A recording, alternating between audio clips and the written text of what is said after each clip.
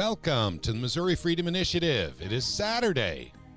That means it's the 15th of February, 2025. And guys, I got some bad news.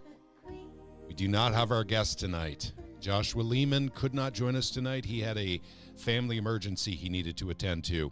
And I'm sorry, we found out about this well after the email was sent out and it was advertised that he would be with us. But definitely wants to join us sometime in the near future. So we'll see if we can reschedule at a time that's good for him. And so that kind of altered what we'll talk about tonight, because actually we were kind of hoping he would come on specifically to talk about the sales tax stuff that's going on. And the sales tax stuff in the state of Missouri is interesting. We've tried to get rid of regressive taxes in Missouri for a long, long time. Everybody knows this. And this is getting rid of personal property tax, getting rid of sales tax on food, and Republican leadership just won't let it go forward. But now they're trying to get rid of state income tax, and all of a sudden state leader or the Republican leaders in the General Assembly are all on board. So that's why we needed Josh. Josh knows where all the bodies are buried, what the numbers are, and the possibility of adding new taxes to replace the income tax. In fact, I did get a text from someone that I'll read here in a little while. Let's get to our national debt. For those of you who are tuning in, thank you for joining us. This will not be a long live stream tonight. This will be relatively short.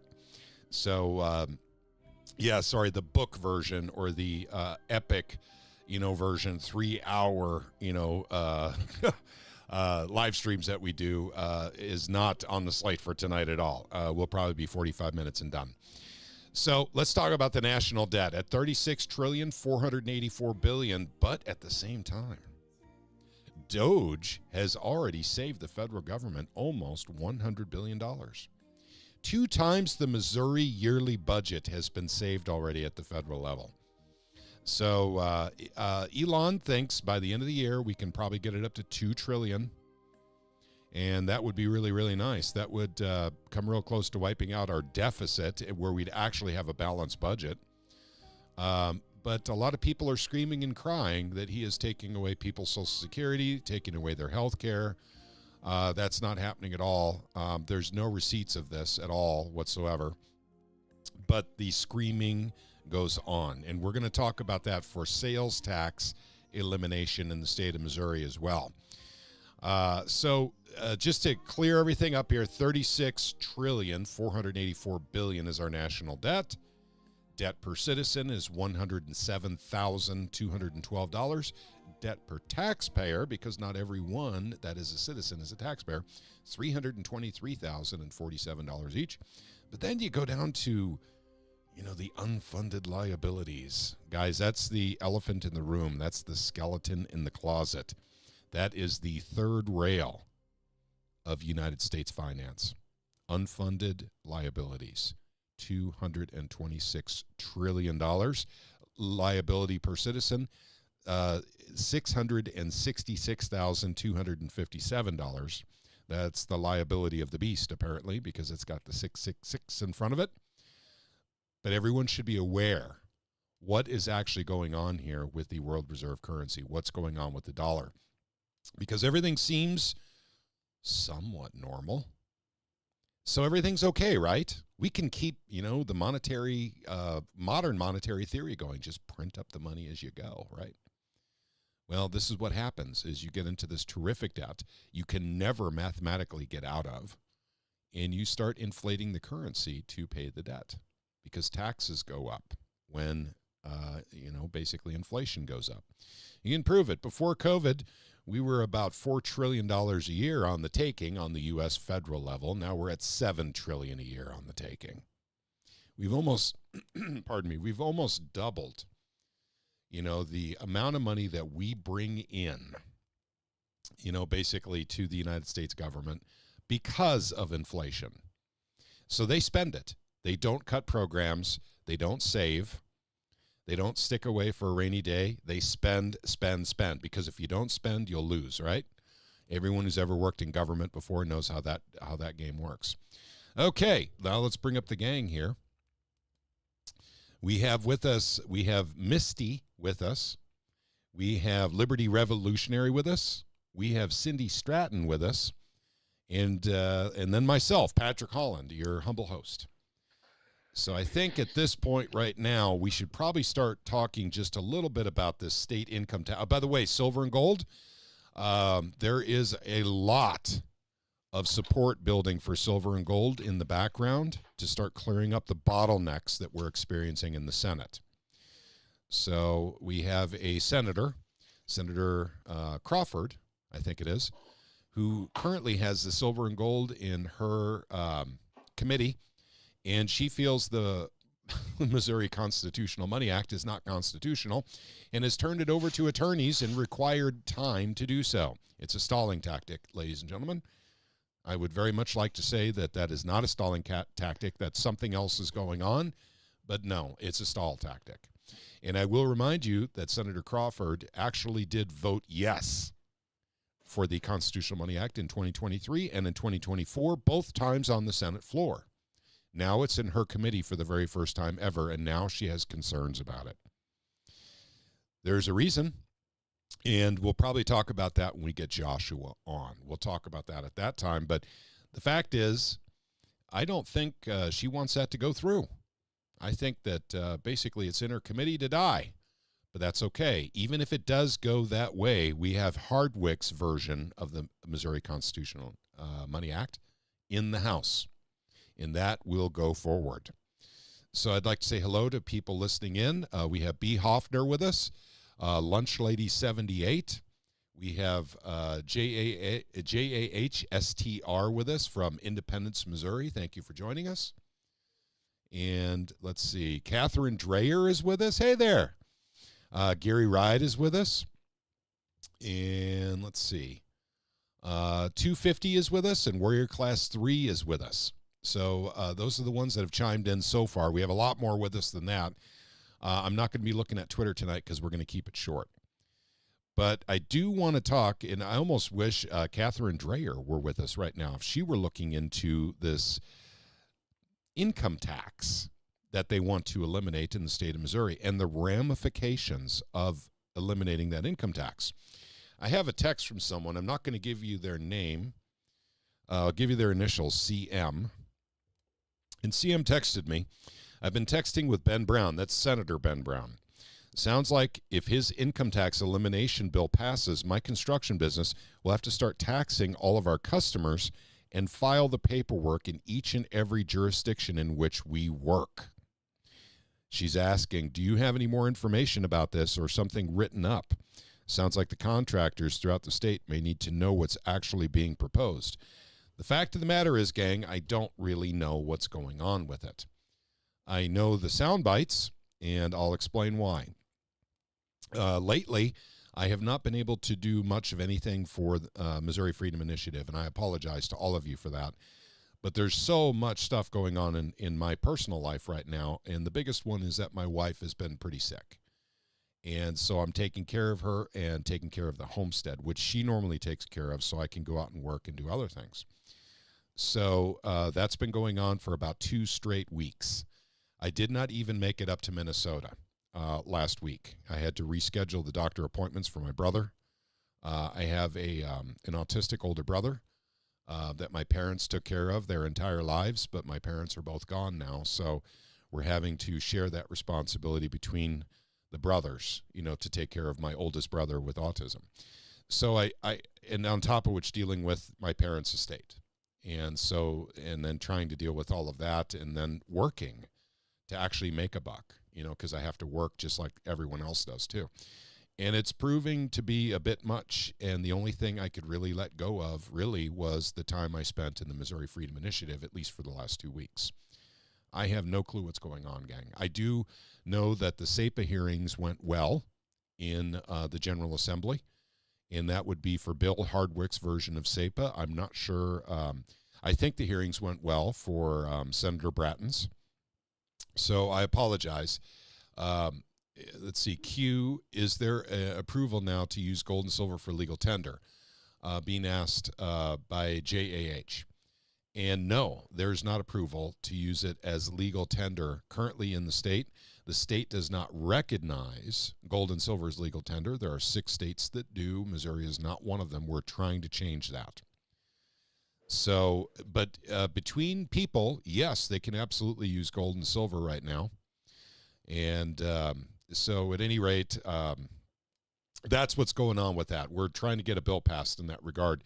And I have made a few phone calls in that regard, some interesting phone calls, but they were kind of private. So I'm going to kind of keep it off the, the public side.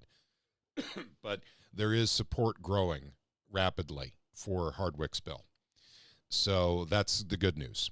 Now we go into what's going on with income taxes in the state of Missouri. And once again, I am not an expert on this. Let's see. The income tax elimination bill is worthless without budget cuts first. Absolutely, Catherine.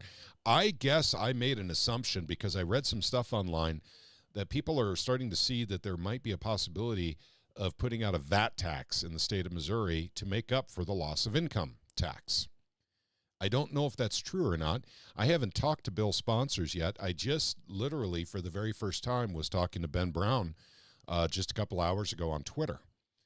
And so thank you very much for the well-wishing for my wife. Prayers would very much be appreciated. So we'll be going to the doctor again on Monday. It's a stomach-related problem. She can't eat food. She hasn't eaten in about 2 weeks.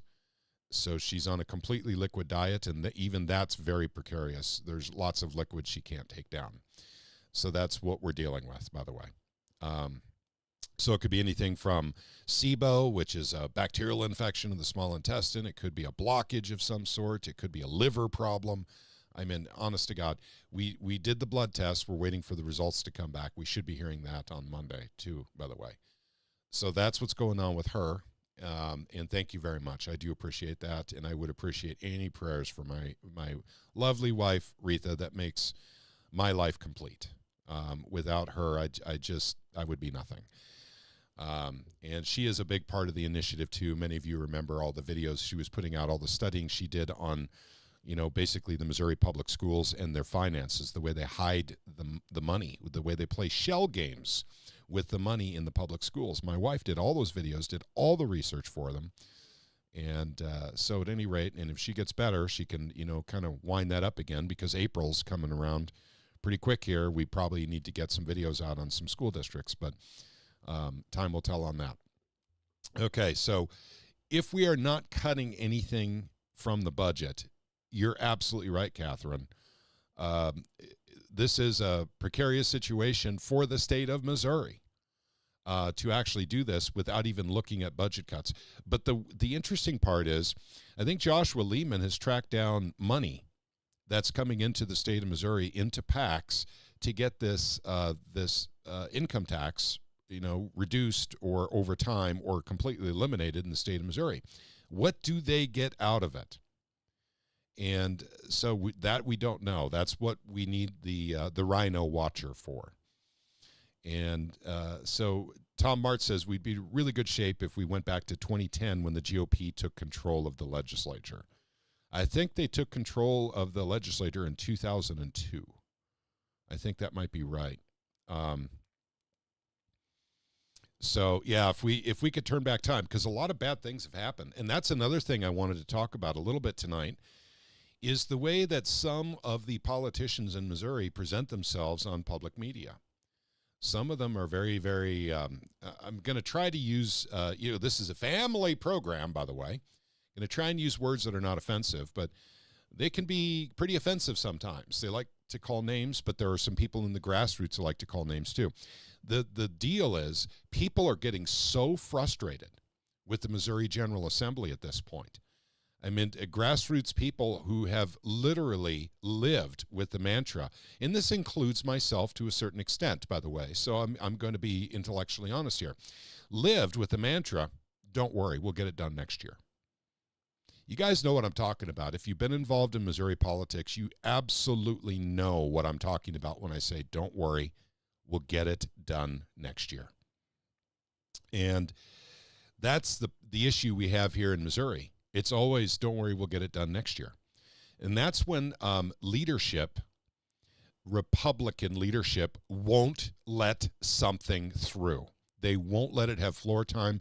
They won't call for a vote. They won't call for a PQ when it's on the floor, and they just won't get it through. And then that's the excuse. Don't worry. We'll get that one next year. And we saw SEPA take 8 years until we finally got that done. And then, of course, the Eighth Circuit Court of Appeals was offended by the Missouri SEPA bill. Just absolutely groundbreaking, historic 10th Amendment action taken by the state of Missouri, which no state has ever accomplished before or since. None. And we're in the process of trying to get it back because the Eighth Circuit Court of Appeals basically overturned the decision. Now, there's all kinds of stuff going on, but we are working the legislative side too. But what if the Supreme Court decided, you know what, that's totally legal, there's nothing wrong with Missouri's SEPA law? So that's a possibility at some point as well, or it may end up, actually being challenged to the point where it's in the Missouri, or I'm sorry, not in the Missouri Supreme Court, but in the Supreme Court. So this is one of the wonderful things that we can say that we have done in Missouri that no other state has accomplished. And we're proud of that, and we're going to get it back again. But now the big thing, the big to-do up in Jeff City, all the talk is about elimination of income tax. Now, that is right now, 2025. I remember that in 2022, 2023, 2024, and now in 2025. And this is Americans for Prosperity that's pushing this. And I think Rex Sinkfield might have something to do with it as well, and others. These are the same cast of characters that got the school choice bill done in 2024. That would be SB 727. Let's see. Tom Mart says, then you ignore the opinions of the court as the framers of the Constitution would do, but we have no backbone. That is correct, because actually we do have instances where the executive is ignoring the lower courts right now, Tom. You're absolutely correct. That should be done. It's offensive to the Constitution to overturn SEPA. It's offensive. And so therefore we should ignore the Eighth Circuit Court of Appeals. You're absolutely right. But you're right, we do have to have politicians with backbones in Missouri to actually get something like that done, including a governor with a backbone to literally say, no, I'm sorry, it's not unconstitutional. You can't take this away. We're keeping it. This is the state of Missouri you're dealing with here, So, okay, going back to that, and I'm talking about elimination of state income tax. And by the way, a lot of states are dealing with this right now. And I suspect it's the same money behind it, but I've got to look into this bill. So I'm going to ask anyone who's listening in right now if they have seen what they're replacing it with. And so, basically, is there a tax to replace it with, or are they going to cut spending? Guys, I don't even know the answer to that right now. Like I said, in the last 2 weeks, I've not been able to do anything. I didn't even make it up to for SEPA, for the hearings for SEPA, as much as I wanted to. Also, I had to cancel out on an interview with Lynette Zhang for the gold and silver bill. And I deeply, deeply regretted that, but I had to give it I literally could not make the time for it at the time. That was last Wednesday, by the way. So yeah, there's a lot of stuff that I've had to give up in the recent times right now. But going to the Capitol to actually go and testify for SEPA, I regret not being able to do that. And so I would very much like to do that next time we have a hearing on it, or if, basically if Bratton's bill makes it into the House, or if Hardwick's bill makes it into the Senate, I will like to be there. I'm going to try to be there. And guys, as you know, it's difficult to do that. They don't give you much notice. So what taxes are best to give up in a state like Missouri? And so this is why I'm going to give you, this would be Senator Nick Schorer, his basic opinion on this. And he is pitching for this, guys. He's liking this. And he's saying, if we can get rid of the state income tax, we will attract businesses to the state of Missouri. So I tweeted back, and by the way, I'm not going to bring up Twitter right now. Like I said, I don't want to get into that because that's long. That ended up being a long thing between Nick and I over a couple of days, and then Speaker Tim Jones joined in, and others joined in too. And I said to Nick, the senator, on Twitter, and once again, this is all public. You guys can look up the Twitter account for the Missouri Freedom Initiative. And I said, why is it that the people of Missouri are taking a back seat to prospective businesses that aren't even here yet? Why are what the people of Missouri want, which is elimination of personal property tax, why can we simply not have that? Why will Republican leadership kill that bill every time? Why can't we get rid of sales tax on food? There was a really good, solid effort to do that for 2 years in a row, 2023 and 2024. The Missouri Freedom Initiative was proudly a part of that. And yet leadership wouldn't allow it floor time. Yet this thing with elimination of income tax, they're all over it. They're going to give it, floor time. They're going to give it kudos. There's apparently money coming in to get this done, flowing into PACs of politicians in Missouri. So that's how apparently you get things done in the state of Missouri. You write a $10,000 check and give it to someone up in Jefferson City, and then suddenly you can get a bill moving. That's what it feels like, doesn't it? We got Brian Wolfen with us, Representative Wolfen. So thank you very much. As of now, no replacement tax, nor spending cuts that I'm hearing. The math doesn't math. Thank you, Bryant, for that. I really do appreciate you chiming in because I didn't know. And someone on Twitter, and by the way, you can, Twitter is a dumpster fire. The great thing about it is it's our dumpster fire. So, but someone on Twitter, you're using my words there. I am because it is our dumpster fire. We all participate in that madness. But I put on there, basically, I honestly didn't know what was going on with it. I'm just kind of curious why we can't get the things done that the people of Missouri want. And by the way, I conducted a poll. 775 respondents on the poll on Twitter. It ran for 3 days for Missourians, and 775 respondents, and 2/3 of them wanted to get rid of personal property tax. 1/3 of them wanted to get rid of state income tax. But once again, we're not being listened to. The General Assembly won't listen to the people on this. And that's because when you're trying to get rid of personal property tax, you've got public unions to deal with. You know who shows up for those hearings? Firemen in full fireman regalia. Police officers in full police regalia, presumably paid for the day by the very same taxes that we're trying to eliminate. They actually get paid to go to Jefferson City. They get paid for their time. They get gas money. They get lunch money. They get per diem to go up to the Capitol and go and say, no, you can't do this. We need this money. So that's what happens up in Jeff City when you try to get rid of a tax, especially if public unions are benefiting from that tax. They will not let it happen. They come up there, they put pressure on the legislators.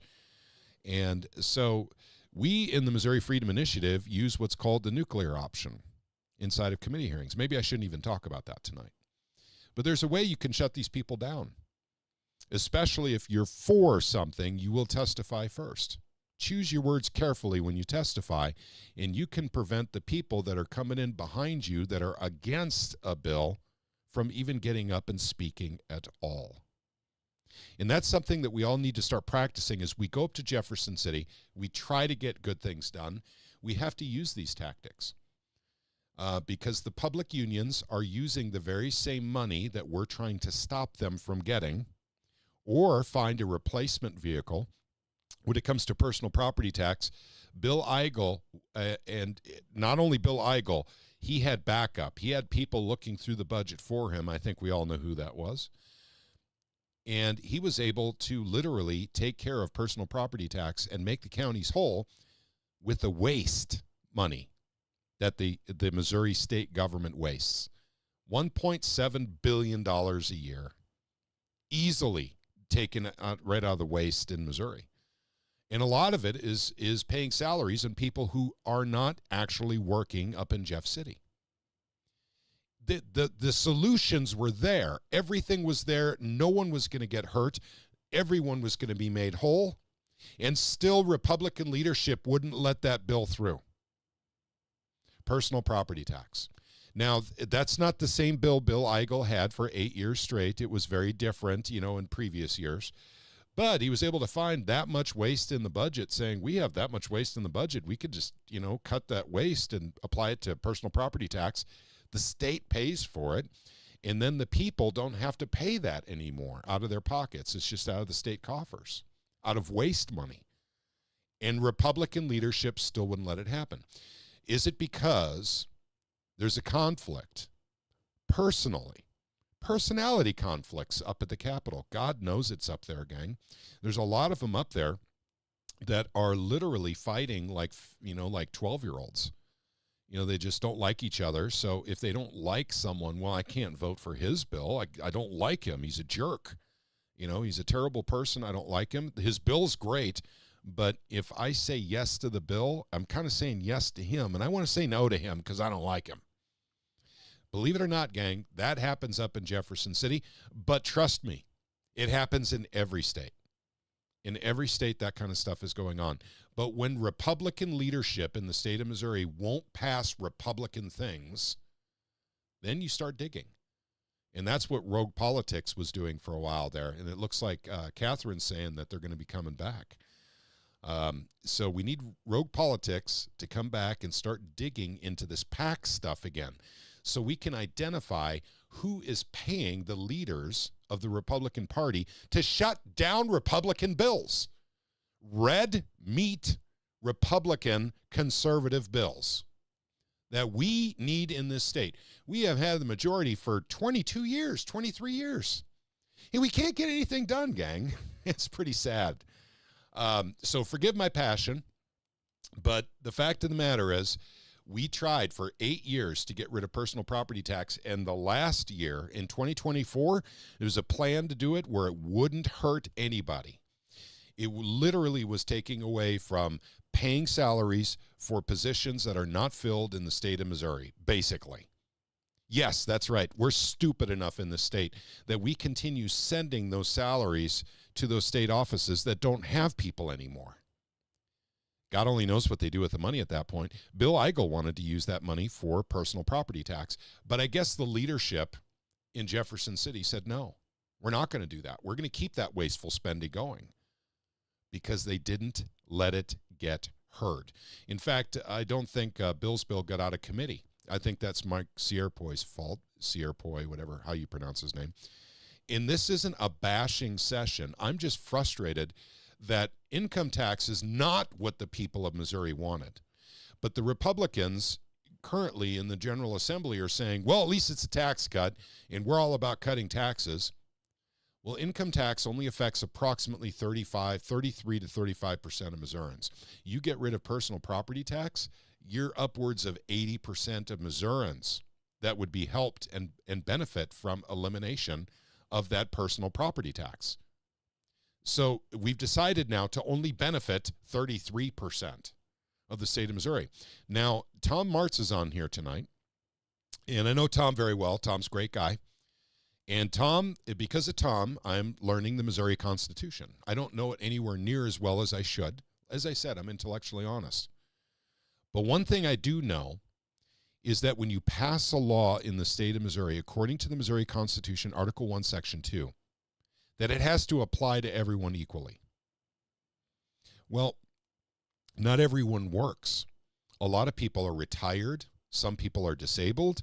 Some people are teenagers that don't work. These laws don't apply to them. It only applies to people with regular jobs that pay state income taxes. So if I'm right on this, the state getting rid of the state income tax technically doesn't comply with the Missouri Constitution the way a more regressive tax would, like personal property tax or getting rid of sales tax on food or the sales tax or the gasoline tax. These are much more regressive taxes. These are what the people of Missouri want. And I have stated on Twitter, I have gone to Republican Central Committee meetings all over this state and spoken about this stuff. All of them agree. Personal property tax, sales tax on food. Never did anyone bring up, well, let's get rid of income tax. Now, the legislative meet and greets that our group has been famous for holding all throughout the state. Same thing. And the representative and senator that are at the meet and greet that we invite literally get to hear it right from the people. But it never translates into any action up in Jeff City. They get to hear it from their own constituents. They see the emails. They see the people actually coming up to Jeff City to support getting rid of personal property tax and sales tax on food. But gosh darn it, we can't give them anything because leadership doesn't want it. So let's shove something down the people of Missouri's throat that they didn't ask for because it's a tax cut, and that's what we're supposed to do as Republicans. We're not going to give them the tax cuts they want, but we are going to give the state tax cuts. This is upsetting to me. And no, I'm not standing in the way. The Missouri Freedom Initiative will not get in the way of eliminating state income tax. But at the same time, even as Bryant Wolfen stands here and is listening to us today and is put right on the YouTube feed, as of now, no replacement tax nor spending cuts that I am hearing. The math doesn't math. So what Catherine said earlier, they're not cutting. Therefore, it's not going to work. So I think this, let's see, money should be the intro music for Rogue Politics. Yeah, Money from Pink Floyd. I agree with you. Oh, God. Yep. So, I was, and I've been to some of these central committees with you as well. Yes, you have. And yeah, real personal property tax and real property tax, particularly in the Jackson County area, are a big one. Yep. And it's because at this point, it's not just a basic percentage statewide. No. It's arbitrary numbers assigned by crooked county commissioners, or I guess I should say county assessors. Mm-hmm. It's disgusting. Yep. Something you already own is being taxed, and effectively they're holding title through a bond over what you own. That's right. And there used to be a way, and sorry for interrupting you, Caleb, but this is important for people to know. There was something in America for a long time called the Homestead Act. And the Homestead Act allowed you to basically homestead any piece of property you wanted. All you had to do was live on it, or, basically turn it into an agricultural, piece of property, and bam, it was yours. Now, with the system that they had with the Homestead Act before, they create a bond, as Caleb said, at the county level for your property.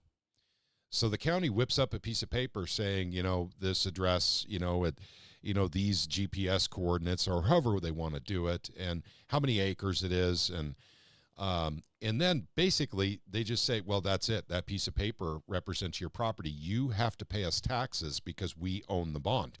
Now, when we had the Homestead Act, you could buy the bond from the county and turn your property into private property.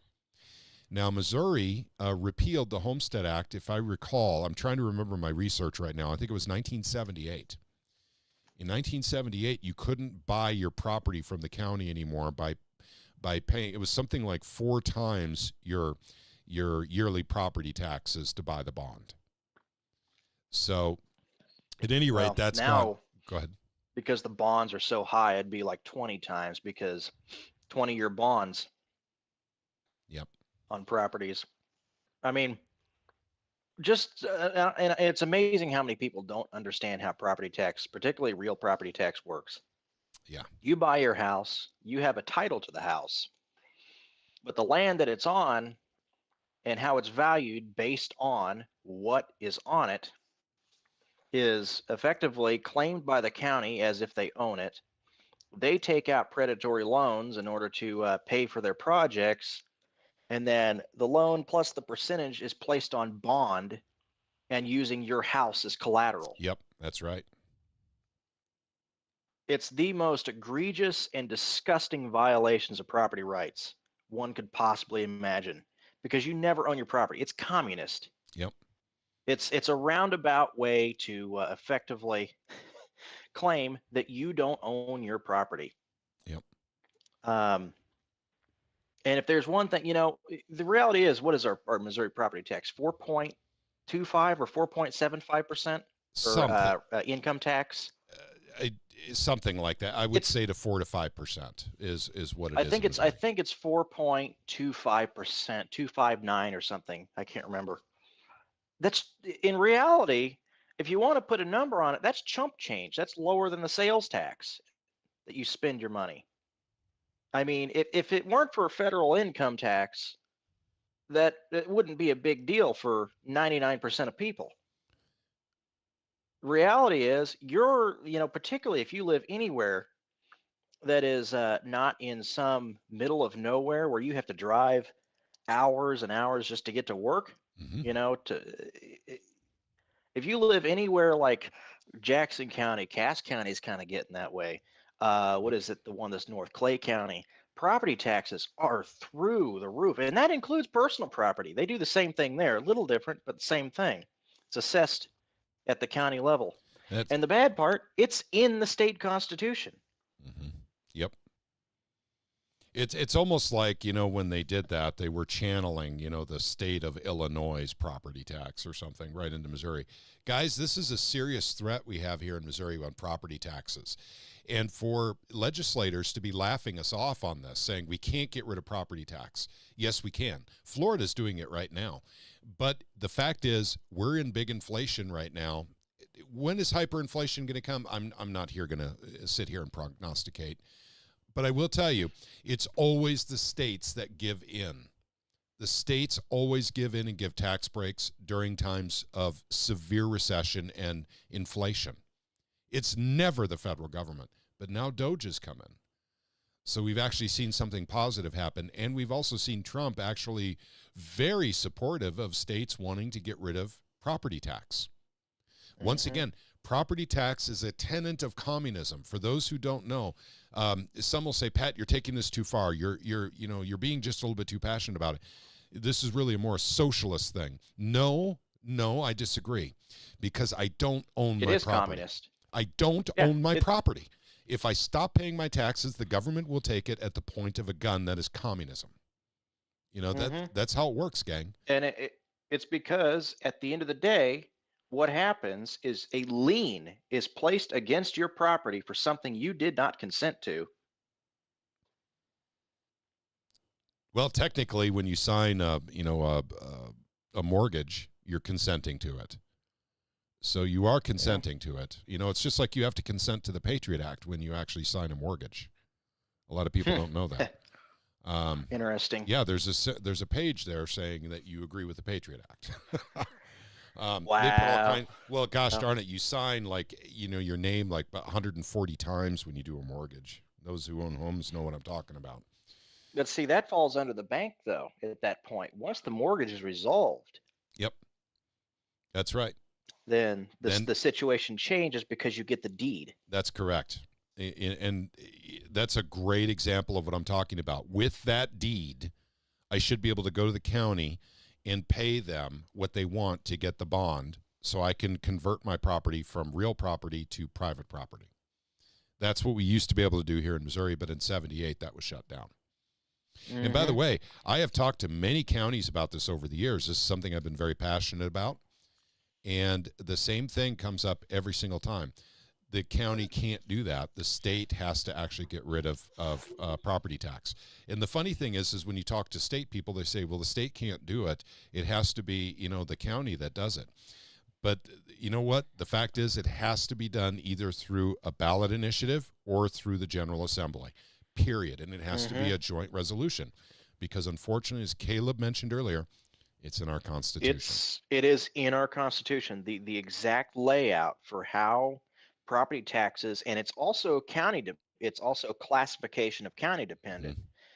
Class A, Class B counties have more say Yep. than Class C or D, which is like the small counties in the middle of nowhere.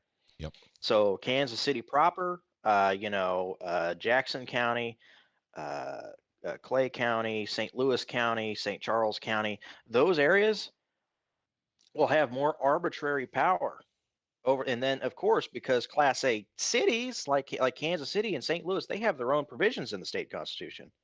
I don't know the exact details on them, but I'm quite certain they contain portions in there regarding how they can issue property taxes, and it's arbitrary and it's at the local level, and you're not going to get rid of that unless you amend the state constitution. You have to amend the state constitution to get rid of it. Yep. So that's the only two ways to do it, gang. When the politicians up in Jefferson City say you have to do it through your local, they're either sadly misinformed or they're lying. It's one of the two. So you can now educate them when they say that and say, then how do you propose that a county actually gets that out of the Missouri State Constitution? So that's the next question you ask them. And they say, well, I didn't know it was in the Constitution. You'll hear them say that and say, well, let me show it to you. And so then you can start the dialogue. Guys, I'm not saying, if you guys watch the way I deal with people on Twitter, I am not rude to the state politicians at all. I am not. And it doesn't matter who they are. I am always professional. And I teach that to people as well, because once you put something on the internet, it's there forever. And so, do you want that hanging around your neck for the rest of your life because of that one time you were really angry at someone and you went on Twitter and let them have it? Basically, how bad is that going to come back and bite you? I don't deal with it that way. But I am frustrated with the Republican leadership in the state of Missouri. Year after year after year, we get cranked in these rhinos and these corporatists in for leadership because they are getting the most money from corporations. Therefore, they donate the most money to the HRCC. Therefore, they become the House Speaker. They become the floor leader. They become Senate Pro Tem, Senate leader, Senate floor leader. This is exactly how it works. And those who donate, the most money automatically get those positions. This has nothing to do with someone passing bills. This has to do with how well people schmooze with corporations, how easily bought off they are, how easily controllable they are. That's what it's all about, gang. So this is something that we have to change in the state of Missouri, just like it's starting to change in Washington, D.C. right now. Not that I have been following much about D.C., what's going on right now, but I will tell you that the stuff that they're doing in Doge is ultimately going to come to the states. I think they're going to start reeling back some of the money for the states. Now, the budget for 2025 is done, for the state of Missouri. So basically, we're talking about October 1, 2025. That's the beginning of the 2026 fiscal year for the state of Missouri, just like it is the federal government. That's the time I think we're going to actually, I really hope the federal government says, well, yeah, we're going to take, we're instead of sending you $26 billion, we're only going to send you 10 because we're cutting back over here in D.C. I really hope that happens because we have to cut immediately if that happens. Either that or they're going to raise taxes like a son of a gun right here in the state of Missouri. Yep. And if things were right and things were done right here in the state of Missouri, and this is just an idea that I floated around, just kind of thinking that the generic numbers, not precise, but generic. If you even if you just let the income tax in the state of Missouri raise to rather than 4.5%, 5.5%, bring it up 1%, you could effectively that extra money there, and then cutting the waste, you could eliminate property taxes across the board, real and personal property taxes across the board statewide, and not have a problem. I mean, it's the one exception to our state constitution to what's known as a Dillon rule state. It's the only thing that's home rule in our state constitution, which is property taxes. And well, and that's another thing too, is that a lot of stuff in SB 727 is starting to rear its ugly head. The bad things that we thought were coming out of that are starting to creep up now with the homeschoolers. We'll get into that basically in our next live stream. Hey, John from Missouri Liberty Report is here. We should be aggravated with most of the legislature that doesn't have a backbone to stand up to the leadership and do the right thing. We should. Oh, yeah. Oh, yeah. And but also Gary Ride says Jody Wilhelm just now contacted me, wanted to know if you have heard about tampering with elected officials bills. I have not. Like I said, gang, this is going to be an interesting year for me. I won't be able to be as active in 2025 as you guys have seen me in the last 5 years. There's just too much going on in my life right now, and I'm out of time to juggle. So a lot of things are going to, be undone. I have to be very, very efficient with what I do with my time at this point. And so, and if Retha gets better, basically things will change back. With Retha being as sick as she is, right now, I don't even feel comfortable leaving home at this point. Yeah.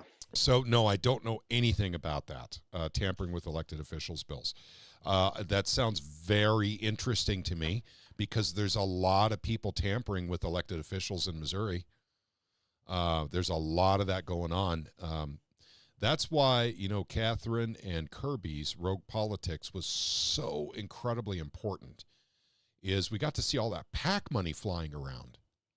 We got to see, basically the money changing hands between the corporations and the politicians. That was pretty interesting.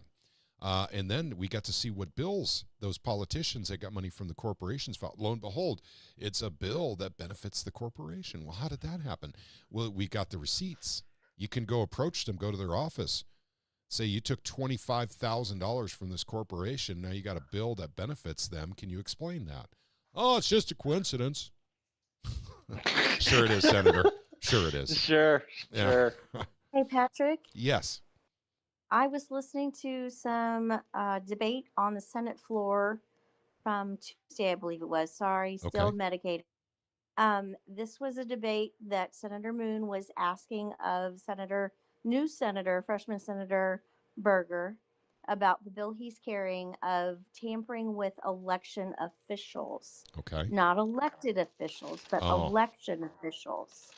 So this is the one that there are increased fines for saying or doing things against election officials or at the polling station.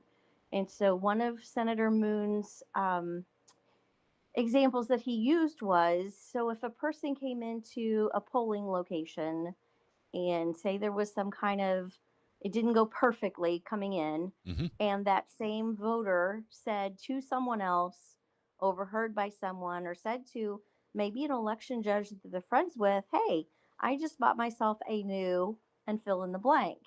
Well, because that could be construed as a threat to a polling location or an election judge or official, that there are increased penalties for that. And Representative Berger kept saying, well, I think we can just leave that to the courts to decide what the punishment would be based on how severe the threat really is perceived. And Senator Moon, of course, did not care for that argument, because if the legislators are going to be writing the law, then they need to give provisions on what they actually want the law to do and say, including the punishment. But he said, this is kind of a dangerous place. Yep. Because then this is really limiting speech and making assumed threats. The same piece of legislation I have heard that say you have a friend or even a spouse that is routinely an election judge, because there's lots of people that do that for every election. My dad they did. Just take the day off. Exactly. So I just lost the train of thought, but it will come right back. Oh, here it is. So if your dad, who's always the election judge, there is a clause or a line in the bill that says you cannot dox or publish the name and personal information of an election judge. Period. It doesn't say for the purpose of causing harm because they're an election judge.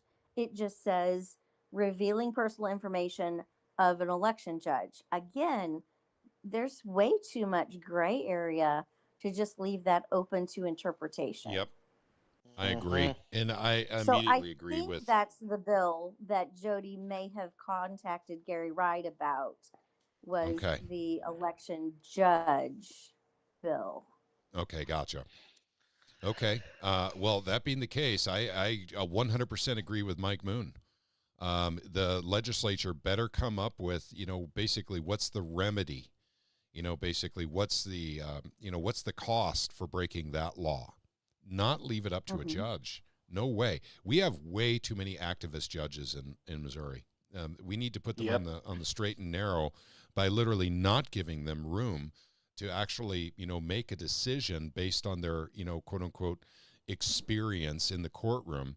Literally hand it to them. Like, for instance, you steal a car in Missouri, you've automatically got 3 years, don't you? That's the Missouri charge code. The federal charge code for grand theft auto is 10 years, by the way. So if you use the federal charge code, you could put them in jail for as long as 10 years. But it doesn't mean you have to use that entire 3 years.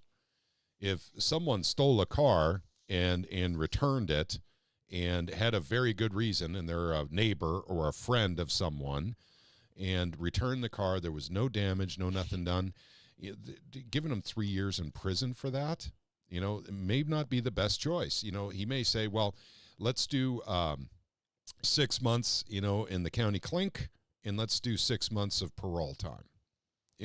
A judge can decide that because he could go as far as 3 years. It's the same thing on the federal side. You can go as far as 10 years if you want to. 10 years in the clink for stealing a car under federal charge codes. So. Oh, Patrick, yeah. You haven't read through the new crime bills. I have working not. Their way through the House and the Senate. So there's a whole bunch of changing the jurisdiction or who's in charge of St. Louis City Police. Okay. So that's the ongoing debate on who can run it better. Mm-hmm. And are they looking to move it back to state custody like Kansas City?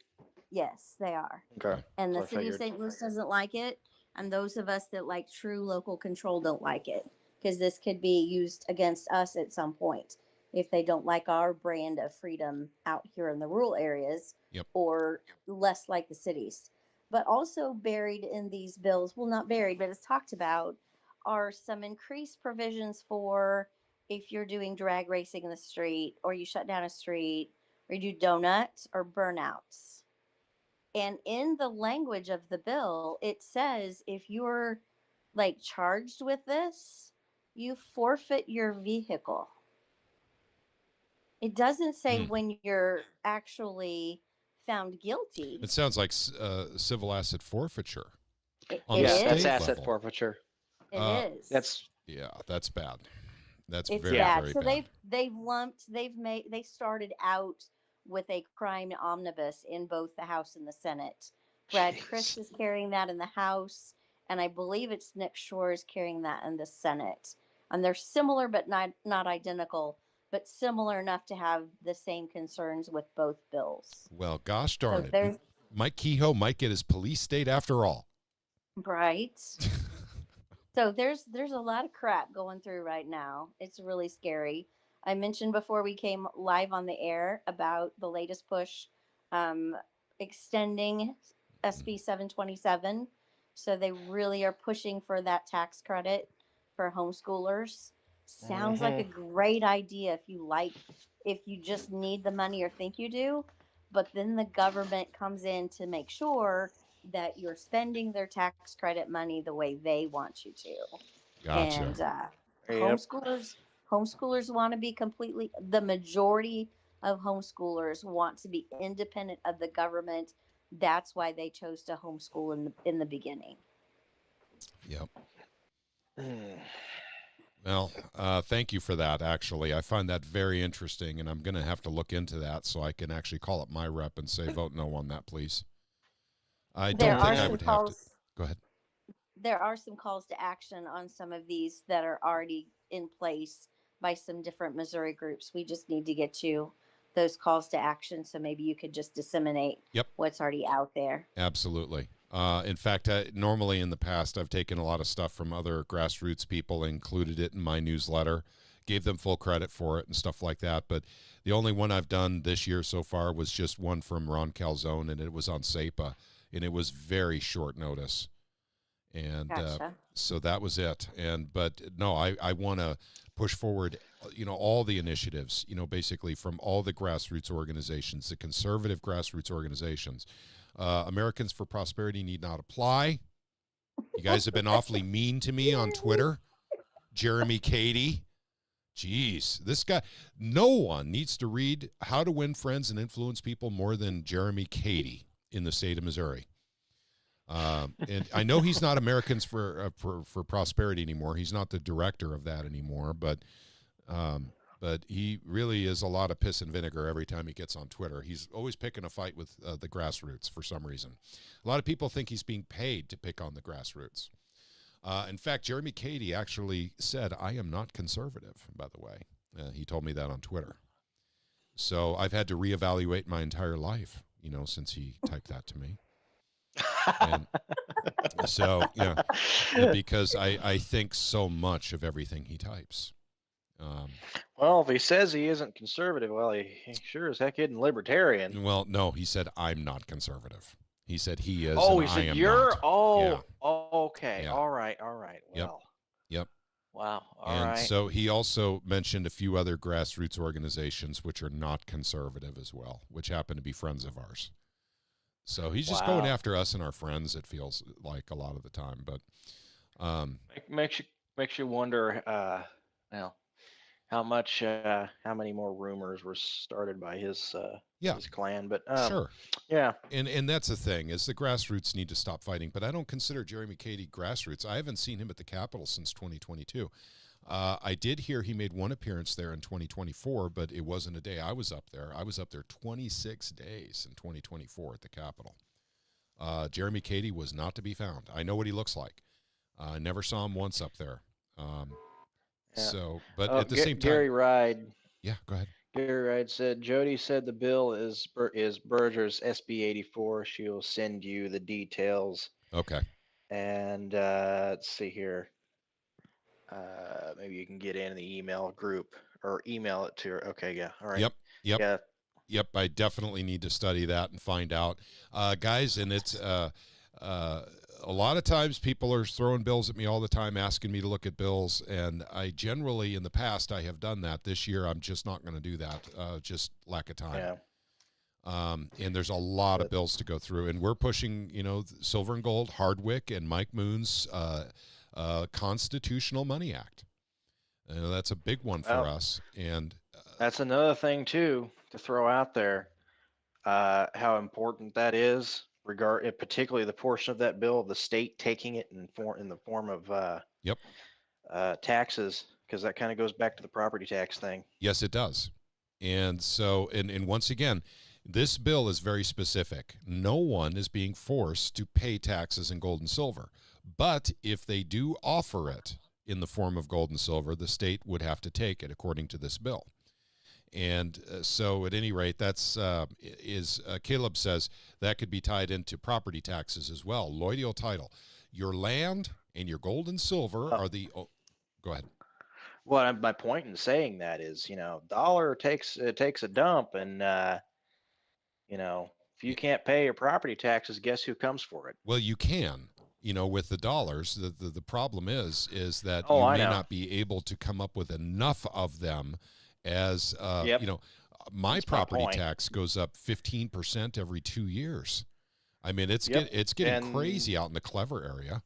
It's getting stupid. And that's kind of my point too. Is that one of the things about an income tax is that although it's a set percentage, it moves evenly with inflation. Mm-hmm. When you have housing that skyrockets and you have arbitrary as a result of, and then annually you have arbitrary assessments that will raise that through the roof. Mm-hmm. You got a whole other problem. Well, guess which thing is going to hold the value? Yep, absolutely. So, Anthony, thank you very much for the information. Anthony says, I work for AFP, knocked on doors to help get Eric Schmidt elected. We like Eric Schmidt, by the way. Had a couple of people not happy with AFP and learned it's a Koch brothers organization. That is correct. So the people in AFP don't decide what AFP does. Basically, that's decided up on high. Their general funders, which is the Koch brothers, that pays for their organization, AFP, Americans for Prosperity. So therefore, the Koch brothers actually send the agenda to the state directors for Americans for Prosperity, and then they basically work with that. And that's kind of the way they operate. So that's fun. Yeah, it's not a grassroots organization. It really is more of a lobbying group. Go ahead. Yeah, that's a corporatist lobbying group at that point. Right. So, but there's a lot of volunteers. And by the way, I love the AF people that I met back in 2022. There was a group of them. There had to be about 20 of them at the Capitol that were pushing for, in 2022, getting rid of state income tax. That's what they were doing there. And so we were working on shutting down the version of the IP bill that they had at the time. I won't get into all the details. We go up there and do a lot of stuff, but that happened to be what we were doing up there at the time. And we both kind of moved in on Rick Bratton's office at the same time. Boy, we had about 12 of our people, and AFP had about 20 of their people, and we all squeezed into Bratton's office. And so, and so at any rate, that's kind of how I met the AFP people. But at any rate, gang, I'll tell you what, I'm not going to make promises right now for next week. I just don't know at this point in time if we're going to have a live stream next week. And I apologize for that. I'm going to try and work in some time here to take a look at SB 84. It looks like Jody's going to send me the info. I'm going to get, I have not been able to connect with two people that I needed to about how SEPA is doing or whether or not help is needed. But it's so popular already. So it's kind of like political suicide for a Republican to vote against SEPA or say anything against SEPA at this point in time, even if they are a rhino or a corporatist. They won't co-sponsor, but it really looks bad if they vote no on the floor because their constituents will find out about their vote and go, my God, you voted no on SEPA? Can you explain that, please? Good luck explaining that. Yeah, I know. It's almost, they got to come up. Patrick, Yeah, go ahead. I did get to listen to most of Bill Hardwick's presentation of the SEPA bill the other day in Gen Laws and committee. He did an amazing job. We didn't expect anything less. There were not a ton of people there to testify for and against, which honestly turned out to be fine. There was plenty of testimony to be had to fill up the time. Okay. But if anybody has a chance to go back and watch that, what I laughed at and even told Mom, and I find some of the weirdest things funny, is that, a lot of times the Democrats will use the Constitution over the Republicans' heads. And most of the time, I can agree with a lot of those constitutional arguments. They're trying to slow down big government Republican things that the Republicans are just plowing through, ignoring the Constitution on.